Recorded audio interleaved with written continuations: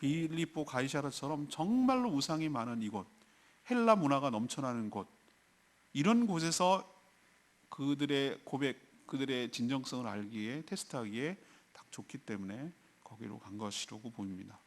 그래서 오늘 질문은 진짜 누가 참 제자인가, 누가 그리스도 예수의 제자인가 라는 것이 오늘의 질문이에요.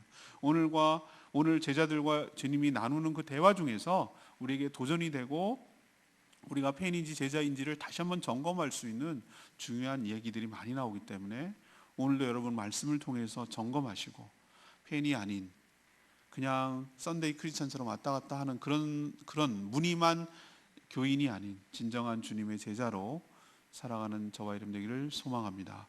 결론적으로 미리부터 말씀드리면 예수님을 믿는다라고 하는 것은 무엇을 뜻하는가? 나는 주님의 제자의 삶을 살겠습니다라는 것과 동의하는 거예요. 이게 동의가 안 되면 난 안 믿는 거예요. 냉정하게 얘기하면. 믿는 사람이 아니라고요. 그러니까 나는 예수님을 믿는데 난 예수님처럼 따라가고 싶지 않고 닮고 싶지도 않고 그분의 삶을 가고 싶지 않아 라고 말하면 예수님 믿는 게 아니에요. 정직하게 얘기하셔야 돼요. 예수님 믿는 거 아니에요. 가짜예요. 그런 사람은 오늘 끝에도 얘기하겠지만 천국에 못 들어가요. 그래서 예수님 믿는 것과 예수님의 제자는 동일한 말이에요. 같은 말이라는 거 여러분 명심하시고 오늘도 다시 한번 내가 주님의 제자인지를 점검하고 진정한 제자로서의 삶을 살아가는 저와 여러분 되기를 소망합니다. 자, 그러면 첫 번째로 주님의 제자는 무엇인가? 올바른 신앙 고백을 하는 사람이에요. 올바른 신앙 고백. 16절에 그렇게 나오죠. 예수님이 빌립보 가이사랴에서 뭐라고 부르셨습니까? 사람들이 그러니까 자신을 말하는 거죠. 누구라고 하느냐? 이거는 교육학을 해본 사람은 알겠지만 유도 질문이고 예비 질문이에요. 왜? 본 질문을 더 부각시키기 위하고 대조시키기 위해서 미리 사전에 이끄는 질문이에요. 표현할 길이 없는데 질문을 잘해야 좋은 스승인데 요거를 자기의 고백과 이거를 대조시켜서 더 분명하게 부각시키기 위해서 유도 질문을 하는 거예요. 지금 인자를 누구라고 하느냐, 사람들은 누구라고 하느냐. 그러니까 자기가 들은 얘기들을 제자들이 막 이제 하나씩 얘기하는 거예요. 세례 요한이 다시 이거는 헤롯 왕도 이런 표현을 했거든요. 세례 요한이 다시 살아났다고 막 이렇게 얘기를 했고, 또 엘리야가 선지자 중에 유명한 대표 선지자거든요. 또 예레미야다 뭐 이런 얘기를 하고 막 자기 여론들을 얘기해요. 여러 선지자 중에 하나라고 얘기하기도 하고요. 주님이 여기에 막 관심이 있을까요? 여론이 어떻게든지 떠볼까요? 예수님 막 뭐라고 사람들이 얘기하는지 거기에 엄청 관심이 있을까요? 아니에요. 여기에 관심 없어요. 주님은. 이거는 제자들이 어떻게 생각하는지를 묻기 위한 유도 질문이라니까요. 여러분 기억하십시오. 세상 사람들은 예수님에 대해서 별의별 얘기를 다 해요. 예수님이 거기에 귀 기울일까요? 그게 굉장히 중요할까요? 중요하지 않아요. 그게 중요한 게 아니라 예수님을 믿는 여러분들, 예수님을 믿는다고 고백하는 여러분들의 고백이 훨씬 더 중요하고 거기에 관심이 있는 줄로 믿습니다.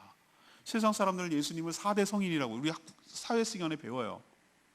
기독교의 창시자니 뭐 이런 잘한 얘기 갖다 붙여요. 또 새로운 각도에서 무슨 혁명가로서의 예수, 교육가로서의 예수, 경영자로의 예수, 수많은 책 팔기 위해서 그런 책들을 접근하고 만들어요. 아니에요. 그건 하등 문제가 되지 않아요. 그게 중요하지 않아요.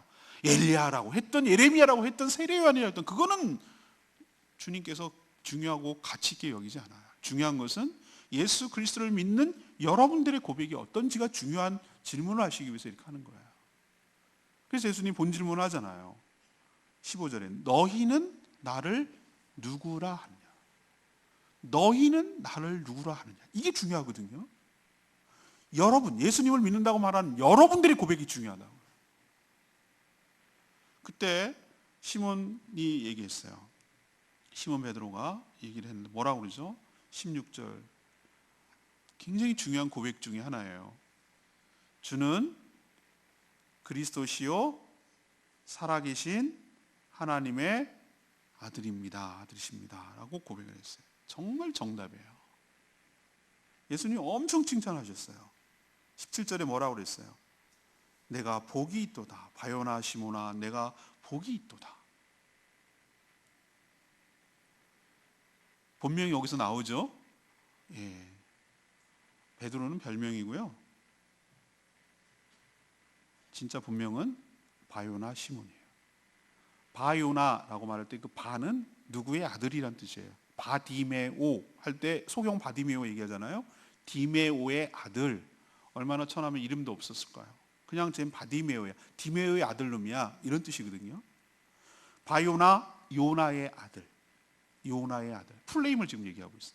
요나의 아들 시몬. 시몬이 본명이에요. 시몬이 본명이에요. 이렇게 풀네임을 우리도 얘기할 때 공식적인 이름이 들죠. 우리 상을 받을 때 무슨 행정적으로 얘기할 때 그럴 때 본명, 풀네임을 얘기하잖아요. 지금 예수님께서 얘기할 때 처음엔 시몬 베드로 이렇게 얘기하다가 이 본명, 풀네임을 얘기할 때는 굉장히 뭐라 그럴까 그 흥분되고 기쁘고 칭찬을 엄청 해주기 위해서 이렇게 풀네임을 얘기하는 것으로 보여요. 주는이라는 뜻이 무엇입니까? 우리는 주 그러면은 잘 실감이 안 나서 저는 다음에 성경을 번역을 할 때 주인님으로 바꾸자. 그래야 실감이 난다. 라고 하는 사람 중에 하나예요. 지금 앞에 있는 지금 말씀하고 나한테 질문하고 있는 당신은 나의 누구입니까? 주인입니다. 주인입니다. 우리는 노예제도에 살고 있지 않기 때문에 아무리 목구멍이 포도청이니 내 상급자가 있고 내 인사고가를 매기는 사람이 있는다 해도 노예제도가 있는 시대에 살고 있지는 않아요. 우리가. 당시에는 노예제도가 있었어요. 종과 노예와 주인과의 차이는 정말 이건 하늘과 땅. 그냥 사람 취급 안 하는 거예요. 그냥 짐승 취급하는 거예요. 물건 취급하는 거예요. 물건 취급. 모든 생사 싫고 좋고 그런 개념이 없어요. 선택의 여지가 없어요. 자유권이 없어요. 하라면 하는 거예요. 내가 좋아서 하는 게 아니라 싫어서 하고 그게 주인이 그냥 하라면 하는 거예요.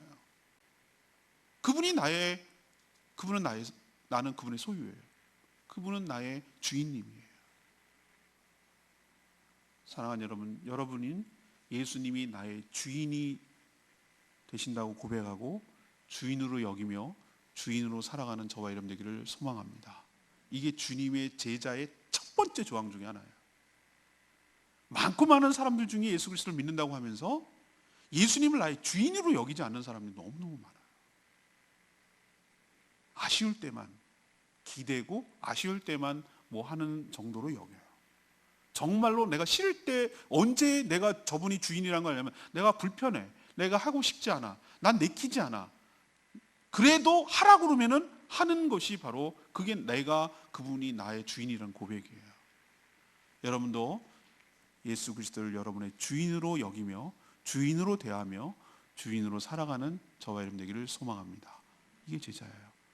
그리고 그리스도라고 그랬어요. 그리스도란 말은 메시아, 헬라어로 메시아, 헬라어로 그리스도, 그 다음에 히브리어로 메시아 같은 말이에요. 구세의 주라는 뜻이에요. 무엇으로부터? 우리를 죄와 사망과 사날의 권세와 모든 질병과 모든 연약함으로부터 우리를 끄집어내 주신 분, 나를 건져 주신 분, 나를 구원해 주신 분이 바로 당신입니다. 사랑하는 여러분, 우리는 자꾸 죽어서 천국만 생각하는데 그렇지 않아요. 구원은 총체적이고 전부 다 총체적인 구원이라고 저는 말씀드리고 싶어요. 가장 큰 것이 물론 죄와 사망과 사단의 권세이지만 죄로 인해서 파생된 수많은 연약함들, 우리가 지금 고통을 겪고 있는 여러 가지 질병들, 관계의 깨어짐들, 경제적으로 빈곤함들, 이 수많은 여러 가지 결핍과 어려움들을 그 주님께서 우리를 건져주시고 해결해 주시고 채워주시고 보호해 주시는 분이란 뜻이에요. 과거도 그렇고 지금도 그렇고 앞으로도 그렇고. 여러분을 예수 그리스도를 믿는다고 말하는 것은 뭘 말하냐면 예수 잘 믿고 있다가 그냥 대충 살다가 죽을 때 딱 천국 가는, 이 정도로 생각하면 예수님이 그리스도라는 게 뭔지를 모르는 거예요. 나를 죄악 가운데 건져주셔서 더 이상 죄를 짓지 않을 선택권을 우리에게 주시고 사단의 종으로 산 것에서 끄집어내어 주시고 죄를 짓고도 지었는지도 모르고 사는 죄를 먹고 마시는 삶에서 우리를 건져주시고 정서적으로 파괴되고 관계적으로 파괴된 인간을 건져주셔서 좋은 공동체에 속해서 천국을 미리 경험하게 하시고 마음의 불안과 두려움 속에 살아갔는데 하나님께서 주시는 마음의 평강과 위로를 누리며 하늘을 소망을 가지고 살아갈 수 있도록 해주신 분이 바로 당신입니다 라고 고백하는 것이 당신이 그리스도입니다 라는 고백이에요. 여러분도 예수 그리스도를 그리스도로 고백하는 저와 여러분 되기를 소망합니다. 그리고 그분이 뚝 떨어진 분이 아니라 살아계신, 시퍼렇게 살아계신, 지금도 살아 역사하시는 그 하나님, 우리가 믿고 의지하는 그 하나님, 천지를 창조하시고 주관하신 그 하나님, 살아계신 하나님의 아들입니다 라고 고백하는 것은 당신은 그냥 우연하게 우리처럼 생겨난 분이 아니라 하나님께서 우리를 위하여 보내주신 하나님이십니다 라는 고백이에요. 이게 그래서 칭찬을 받는 중요한 신앙 고백이에요. 자, 이런 멋진 고백을 하고 칭찬을 했을 때 주님이 갑자기 뭐라고 그러시냐면은 너는 뭐다? 18절에 너는 뭐다? 갑자기 본명을 얘기하지 않고 넌 베드로야 라고 얘기하셨어요. 너의 존재, 너가 한 걸 베드로야 라고 말하는 것은 이 별명이거든요. 베드로라는 것은 무엇입니까? 예, 바로 반석, 돌이라는 뜻이에요. 반석, 토대. 건물을 지을 때 그 올라가는 가장 기초석, 이것이 바로 베드로라는 뜻이에요. 페트라가 바로 돌이라는 뜻이거든요. 베드로, 페트라 비슷하잖아요. 왜 별명이라고 불렀을까요? 아까 방금 전에 바요나 시모나 해놓고 이거는 주님께서 이 신앙 고백을 들으시고 계획한 것이 있기 때문에 그러는 거예요. 의도적이에요, 의도적. 이것도. 그러면서 하시는 말씀이 베드로야, 내가 이 반석, 그 별명이 그 페트라거든요. 반석 위에 뭘 세우리니? 내 교회를 세우리니 음부의 권사가 이기지 못할 거라고 했어요. 예수님이 왜 그 신앙 고백을, 베드로의 고백을 들으시고 왜 그렇게 칭찬을 하셨냐면은 뭘 세우기 위한, 주님의 교회를 세우기 위한 토대가 만들어졌기 때문인 줄로 믿습니다.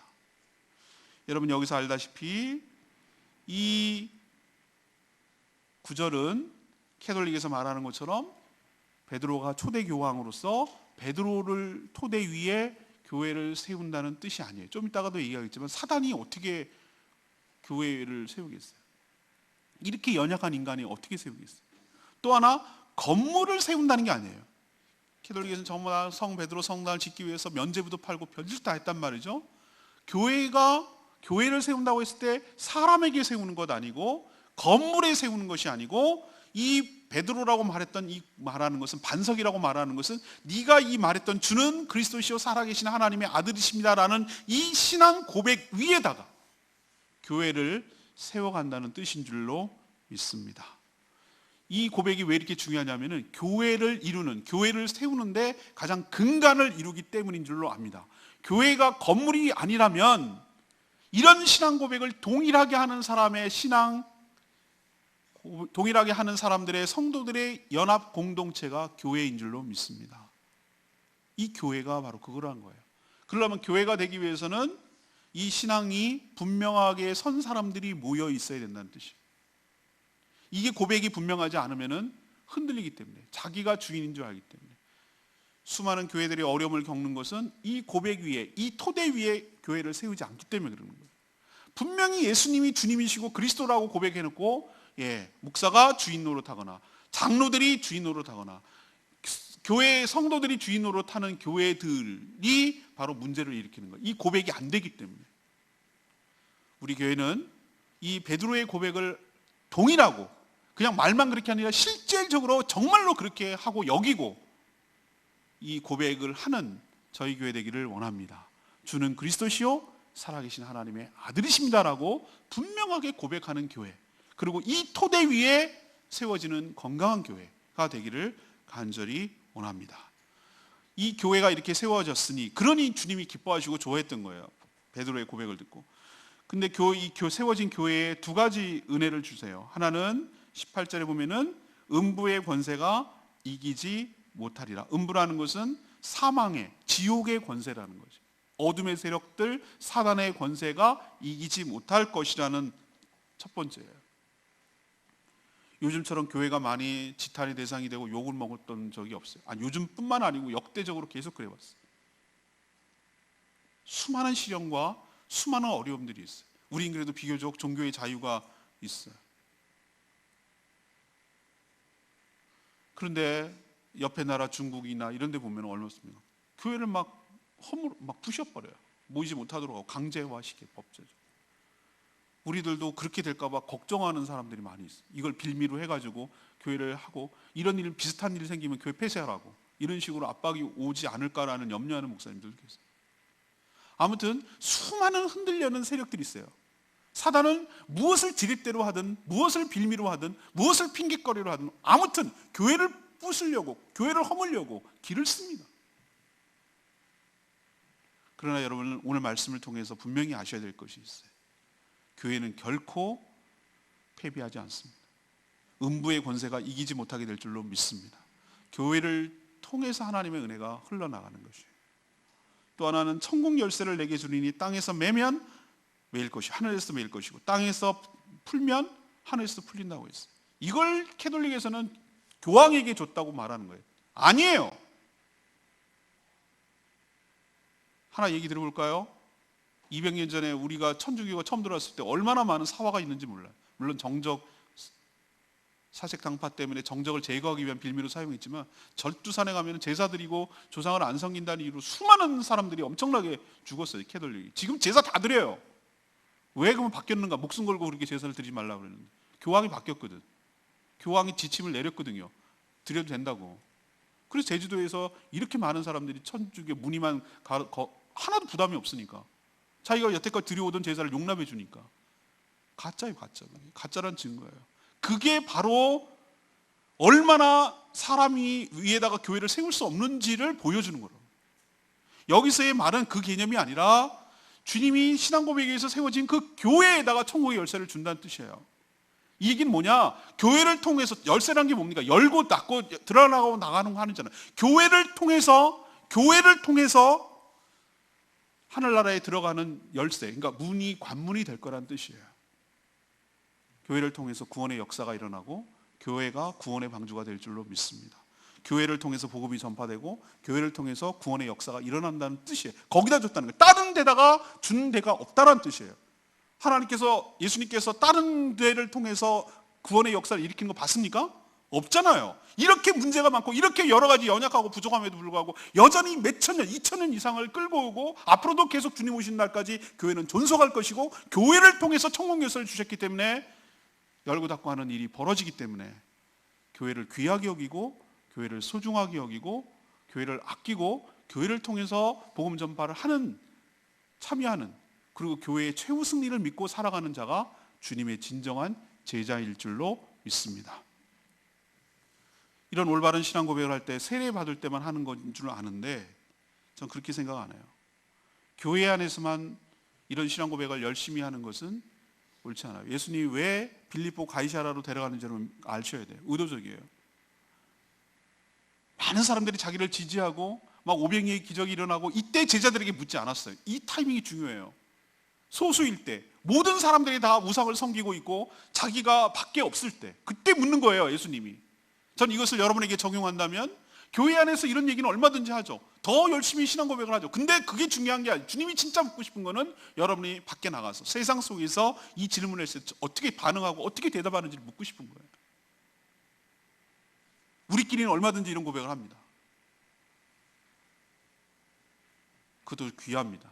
그러나 진짜는 빌립보 가이사라처럼 우상이 많고 로마 정권의 압박이 있고 여러 가지 어려움이 있고 이런 고백을 하면 상당한 부담을 느끼는 그곳에서 여러분에게 묻는 거예요. 너는 나를 누구라고 하느냐? 여러분, 언제 어디서나 누구에게든지 여러분의 정체성이 분명하도록, 당당하도록 고백하고 자신 있게 숨기지 않고 대답하도록 살아가는 저와 여러분 되기를 소망합니다. 제가 아는 분 카톡에다가 저는 크리스찬입니다 이렇게 써놨어요. 충격받았어요.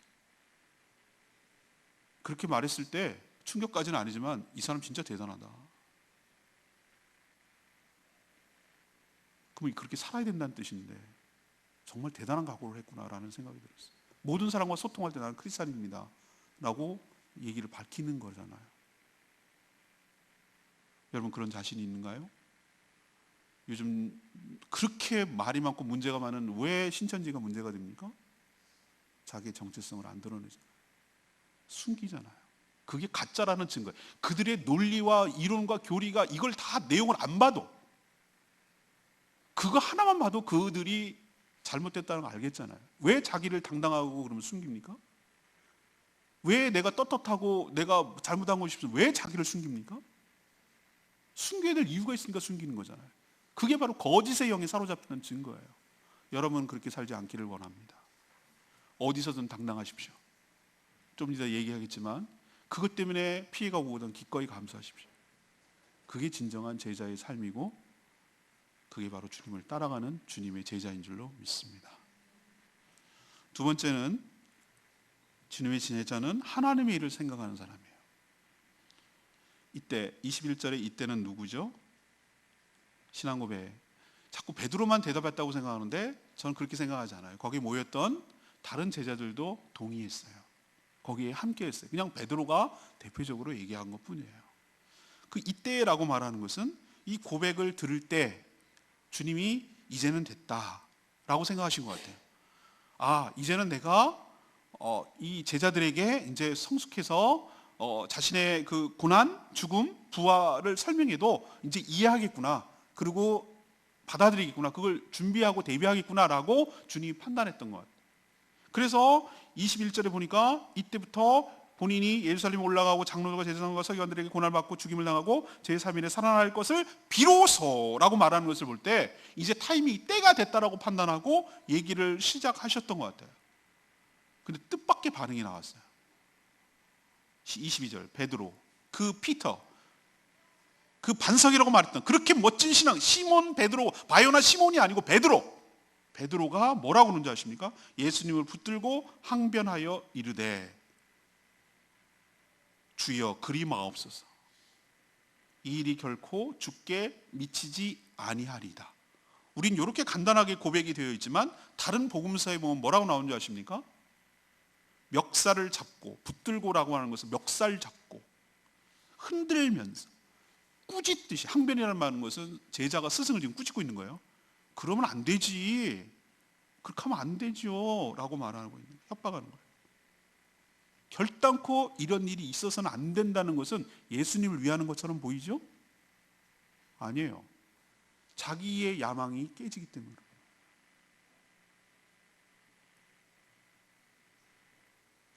예수님이 이런 반응을 보고 23절에 뭐라고 합니까? 돌이키셨어요. 돌이키시고 베드로에게 하시는 말씀이 이름도 안 불러요. 이쯤 되면 그냥 바요나 시모나 본명을 부르거나 베드로야 이렇게 부르거나 이렇게 하셨는데 하셔야 되잖아요. 졸지에 사탄이 됐어요. 사탄아 내 뒤로 물러가라. 너는 나를 넘어지게 하는 자로다. 내가 하나님의 일을 생각하지 않고 도리어 사람의 일을 생각하는도다. 베드로가 사탄이 됐어. 졸지. 사탄이 처음부터 사탄인 줄 아세요? 뱀이 처음부터 그런 줄 아세요? 사단이 들어가면 사단의 도구가 되는 거예요. 에덴 동산에서 뱀이 사단이 들어가니까 사단의 도구가 되는 거예요. 지금 그렇게 멋진 신앙 고백을 했던 사도 베드로가 졸지에 사단의 도구가 되어버렸어요. 우리도 뭔가 잘못 생각하고 사람의 일을 생각하는, 하나님의 일을 생각하지 않고 사람의 일을 자꾸 생각하면은 이 베드로처럼 나도 모르는 사이에 사단의 앞잡이가 돼서 사단의 도구가 돼서 사단의 조언하는 일을, 예수님을 막아서는 일을 하고 있는 거예요. 사단이 별거입니까? 예수님을 넘어지게 하고 하나님의 일을 그르치게 하는 게 사단 아니겠습니까? 하나님의 일이 무엇입니까? 예수님 왜 십자가에 죽고 부활합니까? 그래야 모든 인류를 구원하고 죄로부터 모든 사람을 구원하기 위해서. 그럴 수가 있으니까, 구원할 수가 있으니까, 그것 때문에 본인이 왔으니까. 그래서 그 어려움들을 다 통과하고 여기까지 와고 이제는 때가 됐다라고 생각하고 얘기하는데, 지금 베드로가 하는 말 좀 보세요. 그래서는 안 된다는 거예요. 고난을 당해서도 안 되고 죽어서도 안 된다는 거예요. 있을 수 없다는 거예요. 빨리 이제 저 예루살렘으로 쳐들어가서 저 로마 정권을 쓰러뜨리고 딱 정권을 잡으셔가지고 왕을 되신 다음에, 저는 영의정, 쟤는 자의정, 쟤는 우의정, 베드로, 요한, 야고보 이렇게 하시고, 쟤네들은 하나씩 이렇게 판서들 하나 주시고, 그래 가룟 유다에 돈 맡으니까 재정 뭐 판서 주시고, 이거예요. 전부 다 그걸로 꽉 차 있어요. 그런데 죽는다고? 고난을 받는다고? 그럼 우리는 뭐야? 이렇게 되는 거예요. 그러니까 사람의 일만 잔뜩 생각하는 거예요. 자기의 야망, 자기의 욕망, 자기의 계획, 이것만 잔뜩 세워져 있으니까, 사람의 일만 생각을 하니까 하나님의 일을 생각하지 않고 결국은 예수님이 그 귀한 뜻, 하나님의 뜻을 앞장서서 막아서고 주님을 넘어지게 하는 자로 바뀔 수 있다는 거예요. 전 여기서 깨닫습니다. 우리도 한 입으로 두 말 하는 사람이 될 수 있어요. 이 사람이 딴 사람이 아니에요. 그렇게 멋진 신앙 고백을 했던 사람이 베드로고, 이렇게 앞장서 사단의 앞잡이 노릇을 할 수 있는 사람도 베드로예요. 그렇다면 우린 더 할 수 있어요. 그렇게 멋진 신앙 고백을 할 수 있는 사람이고, 오히려 하나님 일을 생각하지 않고 사람 일을 생각하면 베드로보다 더하게 주님을 넘어지게 하고 주님이 앞장서서 이런 무례한 일을 할 수 있는 사람인 걸 명심하시고 장담할 수가 없음을 기억하시고, 예수를 이용하거나 교회를 이용해서 자신의 야망을, 자기의 정서를 만족시키고 야망을 성취하고, 그렇게 하려는 사람의 일을 내려놓고 하나님의 일, 모든 사람, 모든 영혼을 구원하기 위하고 주님 오실 길을 예비하기를 원하는, 모든 열방에 복음이 전파되고 영혼구원의 역사가 일어나기를 바라는 하나님의 뜻에 헌신하게 될 때 진정한 주님의 제자로 살아가게 될 줄로 믿습니다. 우리도 아차하다 보면 이런 일 당할 수 있음을 기억하시고 늘 하나님의 일을 생각하며 살아가는 진정한 제자로 살아가게 되기를 간절히 축복합니다. 마지막 세 번째는 무엇입니까? 자기 십자가를 지고 따라가는 삶. 이게 제자의 삶입니다. 24절에 보면 예수님께서 이 난리가 있은 다음에 중요한 말씀을 하셨어요. 누구든지라고 그러셨어요. 누구든지.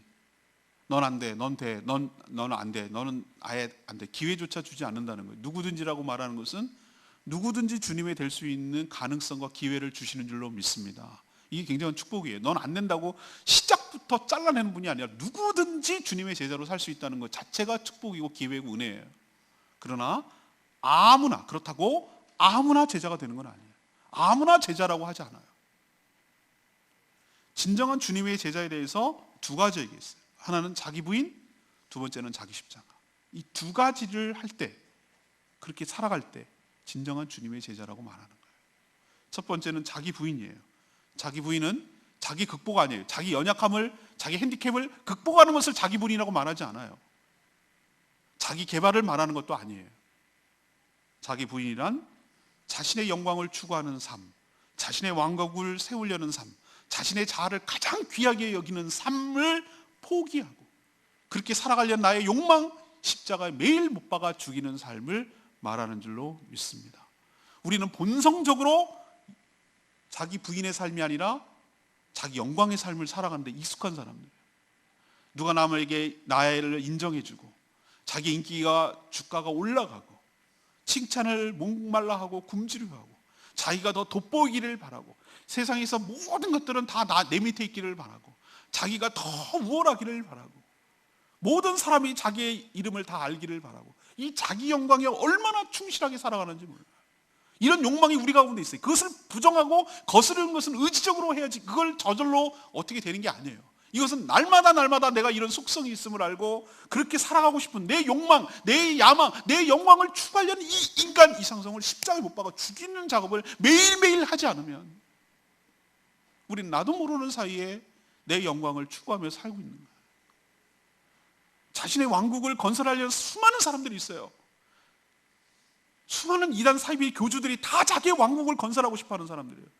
기업, 대기업 이런 하는 사람들 기업체도 보면 자기 왕국을 건설해서 자기의 직원들 월급을 이용해가지고 자기 왕국을 가지고 자기 마음대로 하고 싶고 세상에 수없는 자기 왕국을 건설하려는 사람들 얼마나 많은지 몰라요. 우리도 나름 소규모 작게 크게 여러 가지 자기의 왕국으로 만들고 싶은 거예요.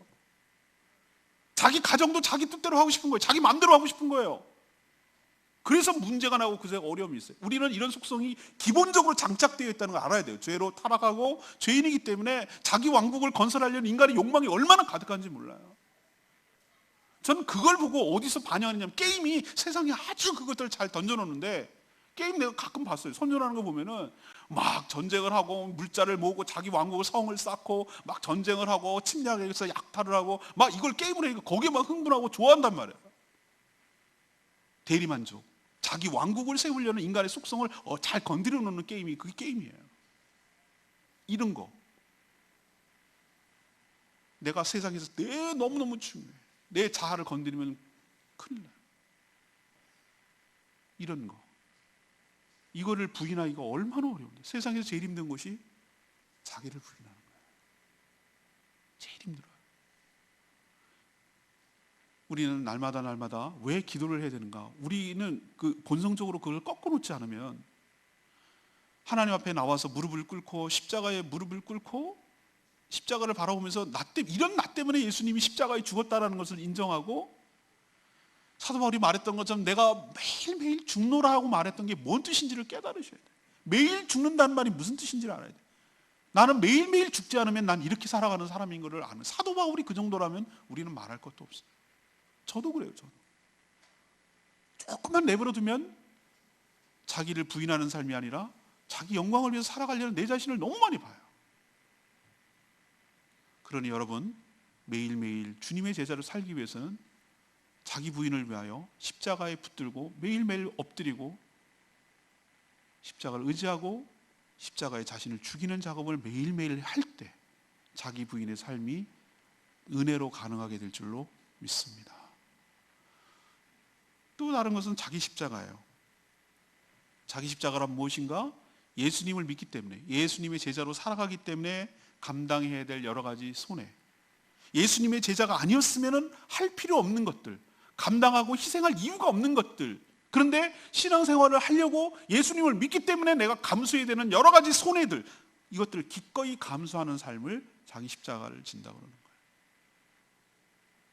내가 예수를 믿지 않으면 이럴 필요 없는 것들이 얼마나 많습니까? 주일 예배를 온전히 지켜야 되고, 이 무릅쓰고, 이 어려움을 무릅쓰고, 이 따가운 여론의 눈촉을 받아가면서 이런 위험을 무릅쓰고 질병에 걸릴지 모를 이런 것들 다 뚫어내고 막 뭐라고 하는 것들 이겨내고 시간을 들여, 물질을 들여, 몸을 들여 하나님 앞에 헌신하며 살아가는 것이, 이게 자기 손해고 자기 희생이로 보일 수 있는 것이죠.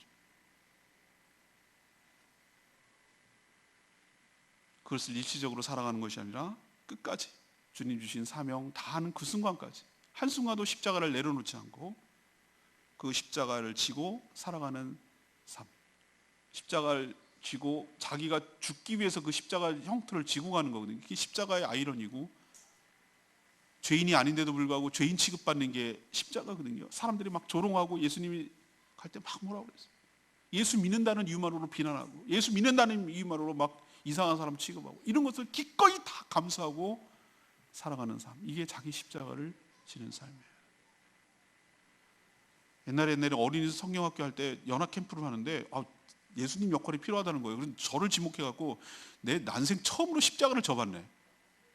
아직도 생생해요. 나무 진짜 나무를 끌고 저 언덕까지 올라가서 애들이 막 뒤에 따라오고 막 보는 거예요. 그래갖고 달려가지고 묶여가지고 죽는 것까지 다 했다니까요. 근데 제가 그때 그냥 마지못해서 했는데 생각나는 게 많이 생각이 나더라고요.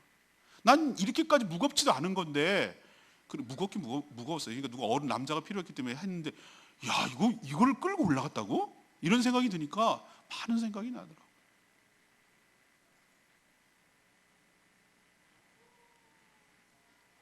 그런데 말이죠, 자기를 부인하고 이렇게 자기 십자가를 지고 가는 이 제자의 삶을 살게 될 때 하나님께서 큰 은혜와 보상을 주실 줄로 믿습니다. 뭘 약속하고 계시죠? 27절에 보면 인자가 하나님의 영광으로 그 천사들과 함께 올 때, 이게 바로 마지막 심판 때고 주님이 오시는 그날이죠. 영광 중에 재림할 때, 그때 그렇게 자기를 부인하고 자기 십자가를 지고 살아간 제자의 삶을 행한 그대로 뭐 하시리라? 갚으시리라. 그 모든 것들이 헛되지 않다는 거예요. 그 제자의 삶을 살아간 모든 것들을 주님께서 다 아시고 그 행한 그대로, 당한 그대로, 손해 받은 그대로 하나님께서 되갚아 주시리라. 보상해 주시리라. 그리고 그 영광 가운데 28절에 보면 여기 있는 사람들, 인자가 왕권을 가지고 오는 자도 볼 자가 있을 것이라고 그랬어요. 주님께서 주시는 영생과 상급과 왕권을 받게 된다고 약속하고 있는 줄로 압니다.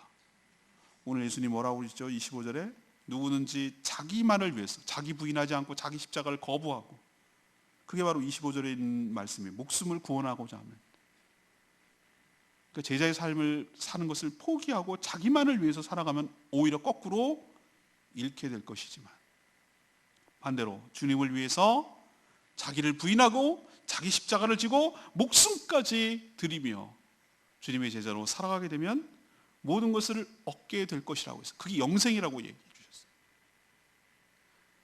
모든 것을 다 얻는다 해도 그렇게 십자가 지기 싫어하고 자기 영광을 추구하며 자기 왕국을 위해서 다 살아가도 마지막 때가 되어서 목숨을 잃으면 그게 무슨 소용이 있겠느냐, 무슨 유익이 있겠느냐라고 예수님 오늘 얘기하시는 거예요.